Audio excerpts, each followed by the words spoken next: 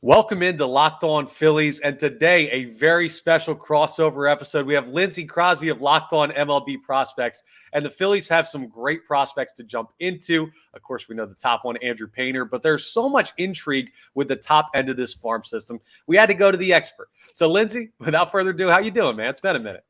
I am great. I don't think I had a beard last time I saw you, so shout out to your listeners. They're going to be surprised by that. And I understand you guys have a kind of a big weekend going on in Philly, so thanks for making time for me and the baseball stuff coming into this weekend. Yeah, no problem. You know, I do radio in my other job, so I'm full-time over there on the air, and it's been crazy with the Super Bowl. But always have to make some time to get some Phillies talk. It's crazy for us here in Philly. We went from the World Series run right into stepping into an undefeated football team at the time, who now goes on a Super Bowl run that takes us right up to pitchers and catchers reporting. So it's been a whirlwind here in Philadelphia in the best way possible. But yes, got to mix in some time before spring training starts to talk about these prospects. So let's start with the logical spot. Andrew Painter has been the talk of not just Philadelphia when it comes to the farm system, but he's been a lot of conversation points around baseball. MLB Network's top pitching prospect, the top right-handed arm in the minor leagues, according to MLB Pipeline's most recent rankings. And listen, I only know what I've heard. I only know like the base level of research I've done on Andrew Painter because we've got a contender here in Philadelphia, so prospects aren't really on the forefront until they're ready to come up. But tell me about this kid. I know you've been doing a lot of research on him. What do we have to look forward to with Andrew Painter?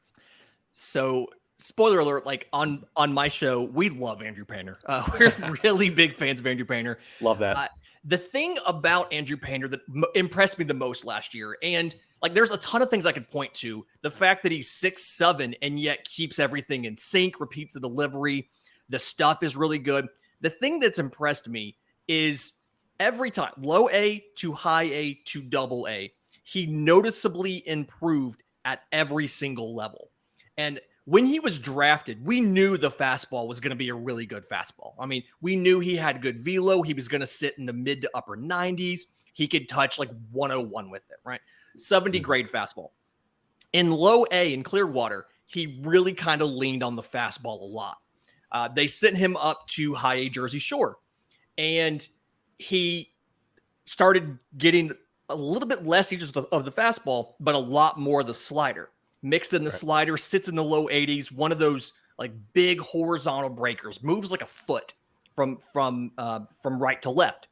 And so he added that in, and then he cut the walk rate from 3.7 per 9 to 1.7 per 9.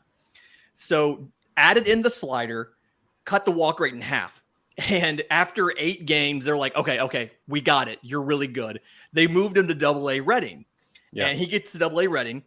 And he starts mixing in the changeup and starts throwing the changeup more, and then cuts the walk rate, 1.72 per 9, cuts it in half again to 0.64. And it's just like part of me wants to see him go to AAA just to see if he can cut the walk rate in half again. Right. But like he's MLB ready. And I don't say that lightly. We're really conservative on my show as far as I think this guy could be a number 3 or things like that. Andrew Painter looks like he's a number 1 pitcher. Like he's a future number 1. He's an ace. When I look into his stats, platoon splits, he doesn't have them. He's better against lefties than righties. He's better with runners on than when the bases are empty. Like there's just all of these different things. And if you take out the last start he had in Double-A, which longest season of his life, right? I mean, he's never had to throw this many innings. But if you take out like that start was 4 innings, 5 earned runs with 2 home runs. Still struck out 5. But if you take that out, his year, like his ERA for the season is almost below 1. It's absurd. And there's nothing else in the minors for Andrew Painter to do.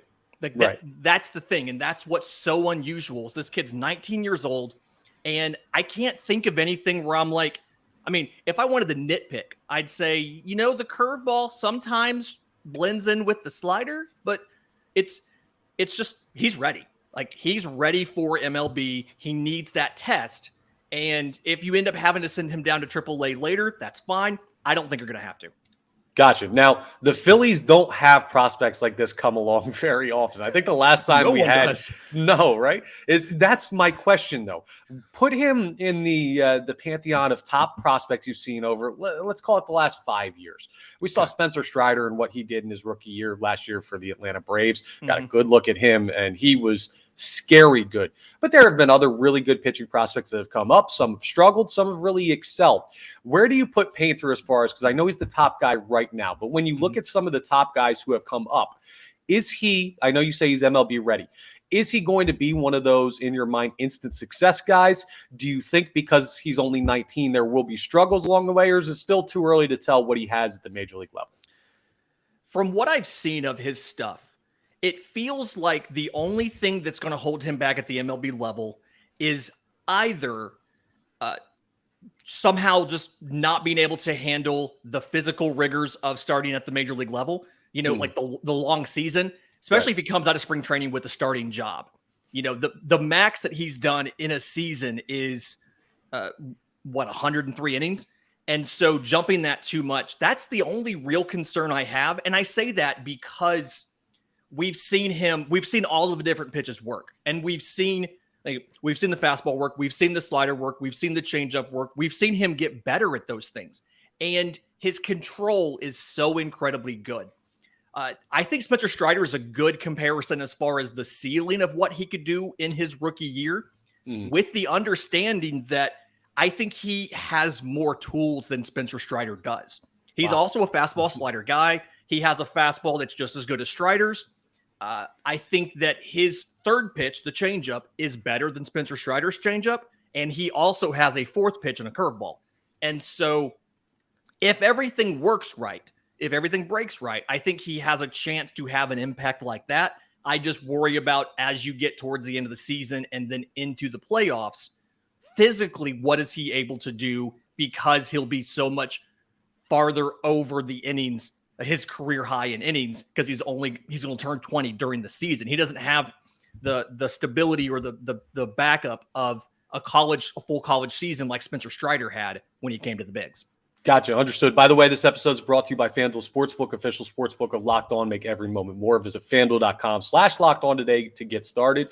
And it gives me a little bit of faith about Andrew Painter when you talk about his body holding up and everything like that too. And you could speak more to this. You've probably spent more time watching film on Andrew Painter than anybody that is listening to this or has ever been on my podcast has done. But I interviewed Spencer Strider a couple times last year with the Braves in the opposing clubhouse when they came up here to Philly. The dude's my size. I'm barely 6 foot.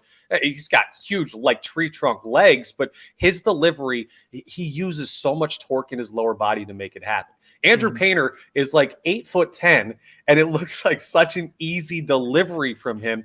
So the lankiness, the ability to generate that velocity with more natural whip than actually like what smaller pitchers like Strider has to do, like that extra torque on the body. You think that leans to him having more success with the longer season? Yeah, he has. So being 215 makes me feel better. Yes, he's 6'7", but it's that bigger frame. There's more mass behind it.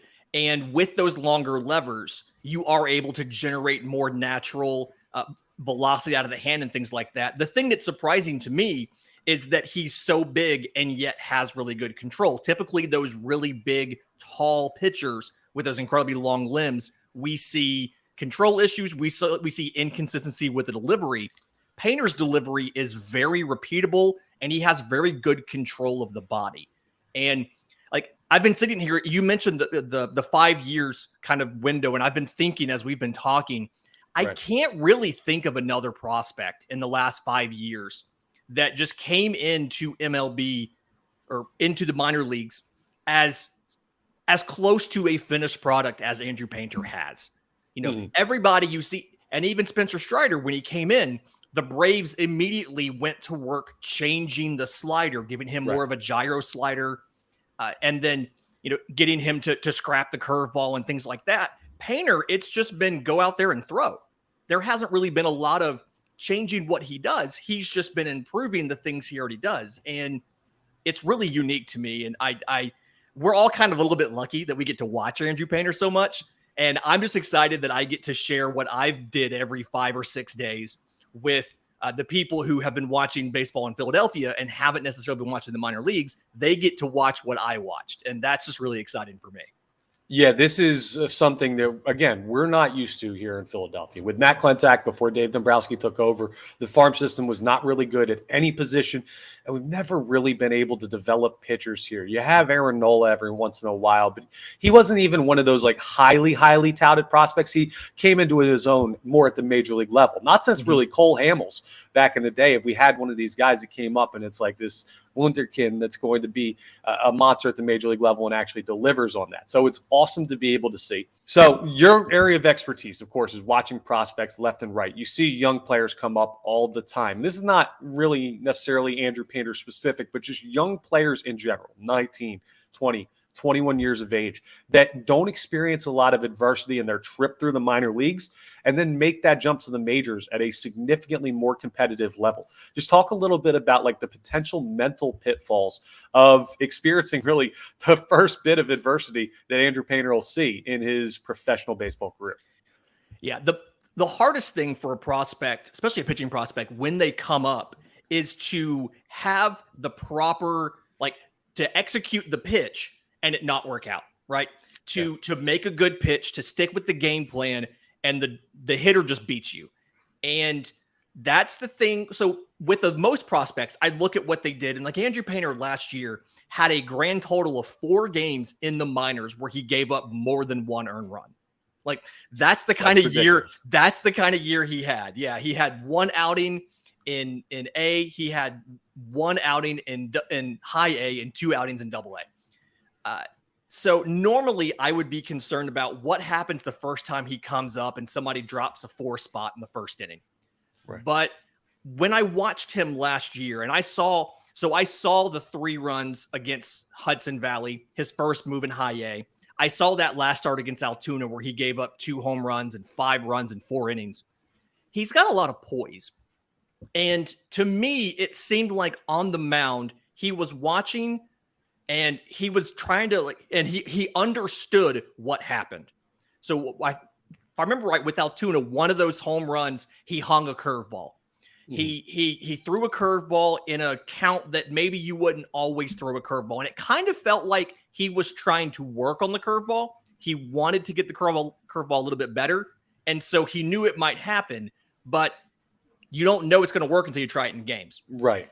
Yeah. So I'm not as worried about him as I would be about most prospects. The first time that he is in MLB and he does the right thing and the wrong outcome happens, because he's a very composed player and he seems to really understand baseball and understand why things happen. Be able to diagnose, this is what went wrong in this at-bat or this, this pitch. And either it is my fault and I can fix it, or it's not my fault. I just got to tip the cap. That was a good play by that hitter. So not as concerned with Andrew Painter, but most prospects, you do see that kind of curve where they start off and they might be hot and then it drops a little bit as the league adjusts and they have to make that second adjustment.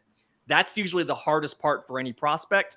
The question for Painter is going to be when do they first be able to adjust to him? Because nobody has yet. Hey, let's hope they never do. I got one more for you on Painter before we move on to a little bit of outfield talk. This question is going to be brought to you by our presenting sponsor today. So this year, the only app you need at your Super Bowl party is FanDuel, America's #1 sportsbook. We're really excited about our new sports betting partner for Locked On because they're the #1 sportsbook in America, FanDuel. If you're new to FanDuel, it's even better. They got so many great features. Makes it easy to bet on everything, including the big games. So if you download FanDuel now, you can bet Super Bowl 57 with a no-sweat first bet. Get up to $3,000, $3,000 back in bonus bets if your first bet doesn't win. App is safe, secure, super easy to use. Lindsay, I don't know if you know this about me. I've hit the Super Bowl coin toss bet 6 years in a row. Six straight years. I'm going for 7 this year. My bet is heads. I've already placed that with FanDuel Sportsbook. So got that out there if you want to tail that. But great friends over at FanDuel. They've been my friends over on the radio even before they became our main sponsor here at Locked On. So love them. Join FanDuel today at FanDuel.com/LockedOn to claim your no-sweat first bet on Super Bowl 57. That's FanDuel.com/LockedOn. Make every moment more with FanDuel, official sportsbook partner of the NFL. Now, our FanDuel question of today's show. I know you brought the odds up. Andrew Painter, Rookie of the Year odds, and tell everybody how confident of a bet you could place on that right now, and if that's somewhere you'd be willing to risk a couple dollars if you were the betting public here in Philadelphia. Okay, so as of Thursday evening, he is plus 1,800 for Rookie of the Year. That is the 10th best odds in the National League. It's the second best odds for a pitcher behind Cade Cavalli of the Washington Nationals. Mm-hmm. If I would be a lot more confident if MLB would do like I have asked quite a few times now and divide Rookie of the Year into position players and pitchers. If there was a pitcher Rookie of the Year award, I think Andrew Painter would be a better bet than Cade Cavalli simply because he's going to have more run support and a better lineup behind him. You're talking about the Michael Harris, Spencer Strider rule. It's the Michael Harris. That's exactly the inspiration for it. I was hyped for two top prospects and wanted them both to win, and they couldn't. So, looking at the board, most of the guys in front of them, just everybody but Cade Cavalli, they're position players who are going to projected to play just about every single day. And I think it's worth a speculative bet because if he is 90% as good in the bigs as we've seen in the minors, which normally would be a tall task for a prospect, but I'm not joking when I say he improved at every single level in the minors, then he would be a runaway winner of Rookie of the Year if he's just 90% as good or even 85% as good as he was in the minors. So I would be willing to throw a couple dollars on that at plus 1,800. Do I think that Corbin Carroll in Arizona or Jordan Walker in St. Louis are probably more likely to run away with it? I do, but I'm not afraid to throw a couple dollars on it. And if MLB ever goes and says, hey, we're going to divide this between position players and pitchers, he's immediately the favorite for Rookie of the Year in my eyes for pitchers. Love that. Love that. Who's your, just for the fan's sake, if someone wants to bet on it and not just on a Phillies player, who's your odds on favorite? The favorite for FanDuel is Corbin Carroll. I really like Jordan Walker. I think the power is real. The power plays. And I think that he's actually he's gotten good enough defensively. He moved from third base when Nolan Arenado opted in St. Louis. He's gotten good enough defensively where they played him some in center field. So I think he's going to end up being a plus defender in right with a big arm, as well as hit tons of home runs with that lineup and that protection they can give him with Arenado and Goldschmidt and Gorman and all these big bats. So Jordan Walker's my favorite, although Corbin Carroll is the betting favorite. Well, that's great because then you can get better odds than the favorite. So exactly. That's make a little extra money here. That's what we're trying to do, right? Gotta pay the bills somehow. Now, the Phillies have one other spot that's kind of interesting prospect-wise as far as what will affect the major league level. I know they got some guys further down pitching-wise and Mick Abel and Griff McGarry that may or may not see a little stint at the major league level this year and debut, but they'll most likely be in the minors for most of the year. But the outfield's an interesting spot. You got Bryce Harper on the injured list to start the year recovering from Tommy John. You have Brandon Marsh, Nick Castellanos, and Kyle Schwarber locked into those starting spots. But then your backups at the major league level, they leave a lot to be desired. It's the only weak spot in this roster is outfield depth with Dalton Guthrie, who was up for the first time in his career last year and didn't really do all that much. And then Jake Cave, who's had more of an extended stay at the major league level, but another guy that's not if somebody goes down, if Kyle Schwarber tweaks an ankle and you've got 2 weeks of Jake Cave, I'm not feeling great about his potential to make a difference in this lineup. So the two interesting names down in the minors right now for the Phillies are Jalen Ortiz and Johan Rojas. Just tell me a little bit about those two guys and if you see the potential for either of them to make an impact at the major league level this year. So Johan Rojas is to me the better of the two. And if you go back to the Phillies preview that we did a few weeks ago, I actually shouted him out for a superlative best defensive outfielder in this entire system. Blazing fast, stole 62 bases and 67 attempts in 2022. So plus defense, covers tons of ground, above average arm as well. So is going to fill the role of defense where he can also help cover some of the corners if you have guys who maybe you don't necessarily love the defense of a Nick Castellanos or a Kyle Schwarber. He gives you something out of center field where you can do that. The things the reason that I would not call him up and I would call up Ortiz instead is because, one, I do think Rojas needs to get some more time to see off speed better.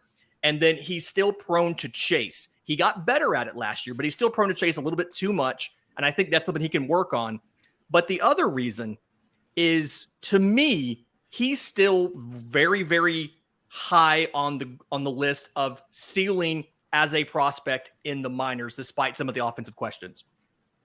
Jalen Ortiz has had an up and down career as a prospect. I think he got as high as maybe number 5 or number 6 in the system back in the late 20 teens. He's kind of fallen back down. And so to me, I would rather, if it's a short-term thing, I would rather call up Ortiz knowing that, one, he can contribute a little more offensively. He can run into a couple home runs, which you're not going to get from Rojas. Mm-hmm. But then two, and this is not something that we talk about a lot, but if he completely flames out in 2 or 3 weeks or whatever it is, and he's hurt his confidence, you have to send him back down. As callous as this sounds, you're not damaging a top prospect. You're damaging a guy that is somewhere between organizational depth and a 4th outfielder. So if it's a short-term absence, give me Ortiz because of him being able to contribute offensively, still being okay enough in center field, although he's probably better in a corner. If it's a longer-term absence and you're going to have to play this guy every day for 3 months, 4 months, something like that, Rojas to me has a higher floor as a plus defender, and you can work on the offense, batting him 9th. Gotcha. So if we can make a comparison to Phillies of the past, Johan Rojas, we're looking at a Ben Revere type guy, and Jalen Ortiz maybe more of a Dom Brown, where for a short stretch he could hit the cover off the ball a little bit, but maybe not sustain success. It's interesting, and the way you talk about them, it seems like they're both going to be in the minors to start the year. Not as much for fault of their own, but it's something we kind of brought up with Painter as well. This team is a contender right now. So you're going to want guys that have already played at the major league level as much as possible, unless there's really a top prospect like an Andrew Painter that's just knocking down the door ready to be called up. So it's interesting to see what they might have in store and how the Phillies handle the outfield depth, at least until Bryce Harper comes back. And that's the other thing with that situation. Harper will be back at some point this year and hopefully be able to play the outfield and not just DH. And that takes away your depth issues right there. So we've covered the guys that I'm really looking at. The one other thing I have for you, Lindsay, is there anyone else in the Phillies minor league system we haven't really hit on that is someone, it's a name to know that maybe either fans haven't heard in a while, haven't heard yet, or that we've heard about that may be ahead of projection in your mind? So my breakout prospect for this system for 2023 is shortstop William Bergolla. I don't typically spend a lot of time on my show talking about guys who haven't made it stateside yet. He was 24 games in the DSL last year, so it's incredibly small sample size, but very, very smooth defender. He's going to come stateside this year. Complex league, low A. Very, very smooth defender. Contact ability is phenomenal. And so it profiles as someone who can just hit tons of doubles, gap to gap, tons of speed, and then play plus defense at shortstop. It's obviously not going to be as fun because there's no chance he gets called up this year. Obviously, he'll get stateside this year. But I do think that he's going to end up being quite an impact prospect. And then Ha-Yu Lee, to me, is someone who you're going to hear more about. He spent all year last year in low A. Very good contact ability. There's a questionable power ceiling, but I think that he's a little underrated on that. He does really well against both breaking and off-speed pitches, which is rare for a young hitter to do. So those two infielders, I think both of those guys are going to have good years in 2023, and it gives you a lot of options. Lee, in particular, is somebody he'll probably end up having to get moved to second base, but gives you a lot of options going forward in the future defensively as these guys make their way to the bigs. Absolutely love that. And I love how far down they are, because anyone that's kind of up in your AAA range right now, if they're not one of those top guys, is blocked by the Phillies having an all-star caliber player at one of those positions. So it's fun to take a look into the future and see what the post Schwarber, Castellanos, Realmuto, Wheeler core Phillies will look like in a couple years. But hey, Andrew Painter could make an impact this year, and that was awesome to get into. It's going to be a fun year to see what happens with him as one of the top prospects in baseball. Man, I appreciate you taking the time to break it down for us today. I got everything covered. Why don't you let everybody know where to find your stuff? Because the NL East is crazy this year. We've got a new schedule across baseball where we're going to see every single team in Major League Baseball this season. We got a bunch of new rules that have already been implicated in or implemented, I should say, not implicated. They're not illegal. Implemented in the minor leagues, that you would have a good idea of who's going to do well with those this coming season. So where can everybody find your content? I'm on Twitter at Crosby Baseball. My show, Locked On MLB Prospects, is available wherever you get your podcast and on YouTube. And about the rule changes, I do think that the shift restrictions a little bit overblown, because you can stand right by the line for second base. We didn't see a big change in statistics in the minor leagues when that came in, but the pitch clock had a huge change on the game. Offense went up, steals, things like that went up. That's going to be the big adjustment for big league hitters and big league pitchers in 2023, is the pitch clock. We have a whole show talking all about the rule changes. I'll find that and link that in here. Awesome. That sounds great. So much great stuff. Even that right there. See, we're guessing up here when we talk about the majors. You already know all this. That's why you got to follow Lindsay Crosby and his work on Locked On MLB Prospects. And thank you, as always, for making Locked On Phillies your first listen every day. Both shows free and available wherever you get your podcast: YouTube, Odyssey app, Spotify, Apple Music. Anywhere you find content, you'll find it from Lindsay and I. So, Lindsay, thank you for the time. Appreciate it. And looking forward to a fun 2023 season.